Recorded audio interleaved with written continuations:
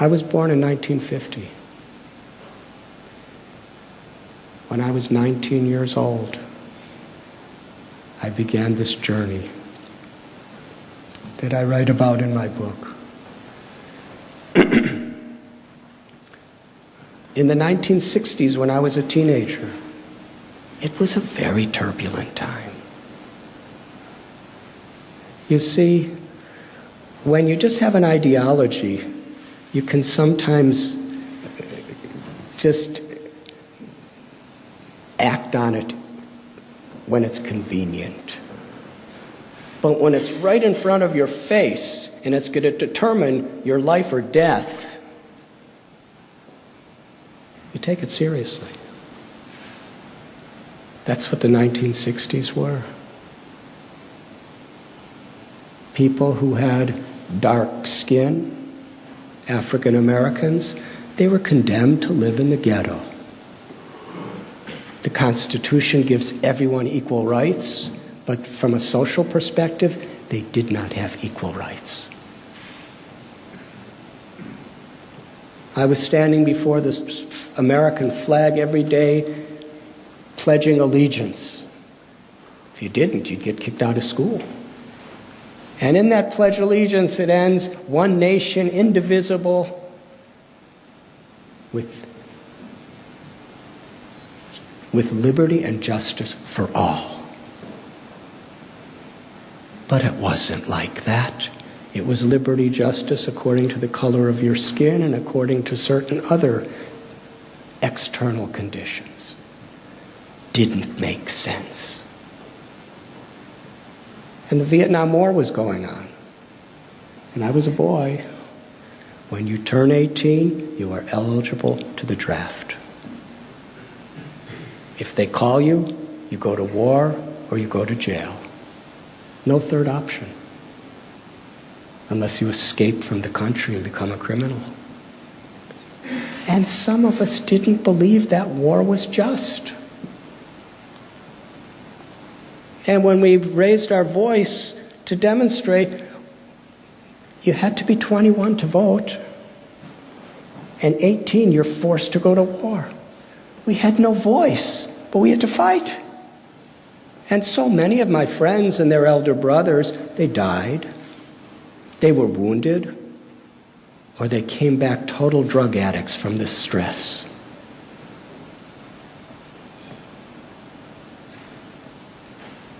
And when we raised our voice, I remember myself, I was tear gassed and chased by club-swinging police. And these are the people who I was told were protecting my freedom. There were some serious questions. I joined the civil rights movement. I joined the counterculture.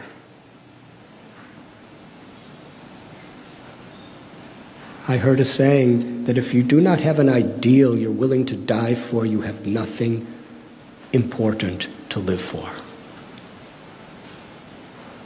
I was searching for that ideal. And I thought it would be through a social political activism. But as time went on, I saw that the counterculture that I left the whole established society for had the same exact problems that we were fighting against, just with a different hairstyle and different clothes and different language. There was still arrogance, there was still hatred, there was still selfishness.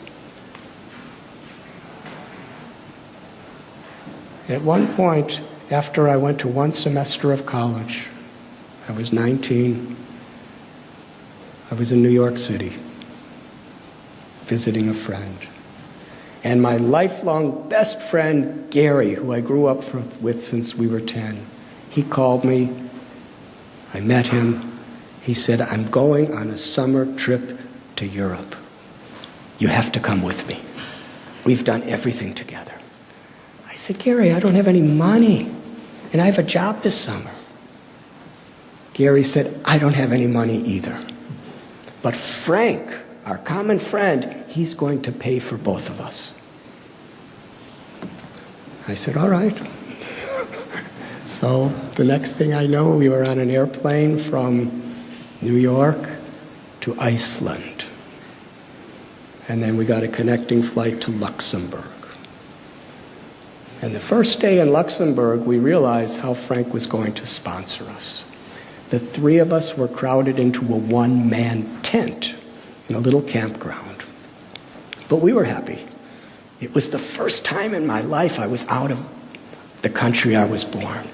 It was really going to be an expedition. I was searching for something spiritual. And even more, it was like a sociological expedition to see how other people view society, God, each other, and especially how they view America. Because I felt so culturally isolated. The first morning, Frank was robbed. We went to bathe in some little creek, and when he came back, all his money was stolen. So he said, we have to go back. We can't survive with nothing. And he walked away, and he looked back, and he said, come on.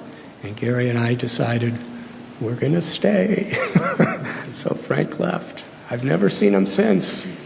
That was 1970, I think June. So Gary and I had nothing, but we had enthusiasm. We were like little explorers. And we started hitchhiking. And we didn't know where to go because there were so many places we wanted to go. So we decided when we stand in the road and hitchhike, whoever picks us up, wherever they're going, that's where God wants us to go. So we went to Amsterdam and Belgium, and eventually the Hook of Holland, and then we came to England, and I was in London, and we were making the scene. And I was making the scene better than I ever did in my whole life. I was actually becoming really popular with people. I was popular where I lived, but this was a whole nother dimension. And in those days, the way people interacted and what they were doing, it was...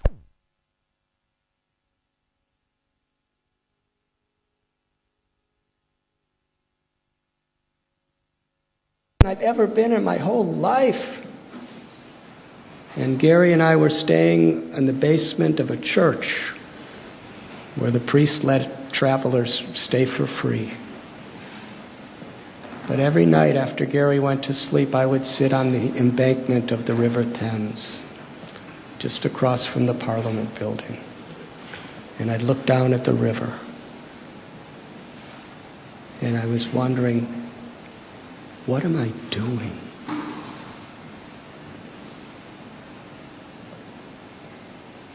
It's like I'm fighting against my own inner nature, trying to become accepted by society, by my little society. And I looked up at the clock of Big Ben, and I remember I spoke to the clock. I said, am I just wasting my time? And I looked down at the river. I was wondering, where is the river of destiny going to lead me?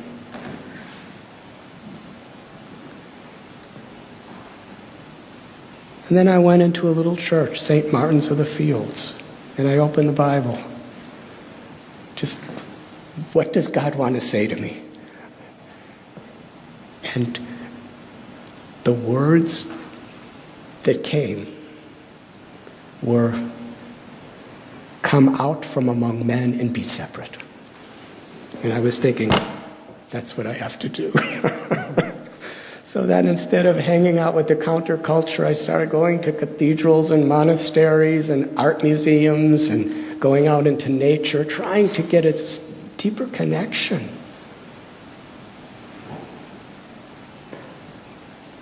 I heard the words of Gandhi, be the change you want to see in the world. Eventually, Gary and I, it's a long story, but it's actually quite fascinating.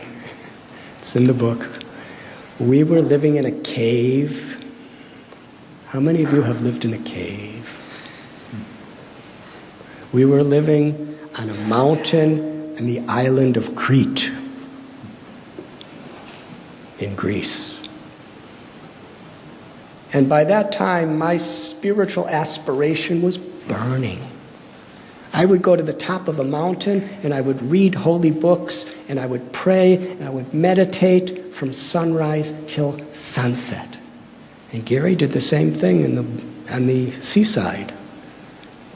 And after the sunset, we'd meet in the cave and we'd exchange our experiences. One evening, as the sun was setting, it was so beautiful. It was just awesome being on that mountaintop. The whole sky was lilac and tangerine and golden, and all those colors were sparkling on the Mediterranean Sea. And at that point, I heard a voice. I heard from within my heart a silent voice, which was the loudest thing I ever heard in my life. It spoke 3 words. And I understood, if I follow this, I have to leave everything behind. Life will never be the same for me. Would you like to hear the 3 words? Go to India. India? I never met an Indian person in my life. I never ate Indian food. I didn't know where India was. I had no map and I had no money for a map. I went back to the cave, and Gary was sitting in meditation with a little candle. I said, Gary, something incredible happened to me today. Gary said, something incredible happened to me. I said, what happened? He said, you won't believe me. I said, I will. He said, no, you'll never believe me. I said, please tell me. He said, at sunset, I heard a voice. I said, you heard a voice? What did he say? Gary said, you won't believe me. It said, go to Israel. Israel? He said, I told you wouldn't believe me. No, I didn't hear you. Say it again. Where? He said, Israel. We should go to Israel. God wants us to go to Israel. I said, Gary, he told me to go to India. India? There was total silence as we looked out at the stars emerging from the darkness. And then I said, Gary, at sunrise tomorrow, I'm leaving for India. He said, hitchhiking in Europe is one thing, but going to the Middle East, you can't hitchhike with no money. I said, I believe I'm being called there. I have to go. The next morning, I started hitchhiking. It was quite an adventure. Through Turkey, Iran, Afghanistan, Pakistan. Took 6 months. These days, I take the same journey, British Airways. Takes 9 hours. But it's not the same. It's safer, definitely. But on my way, when you have no money, you really have to put yourself in a vulnerable situation. You're dependent on people. And you really have no protection except what I learned is my prayer. There were situations, life and death situations, where I was helpless. And it was very humbling. But oh, how I grew through those experiences.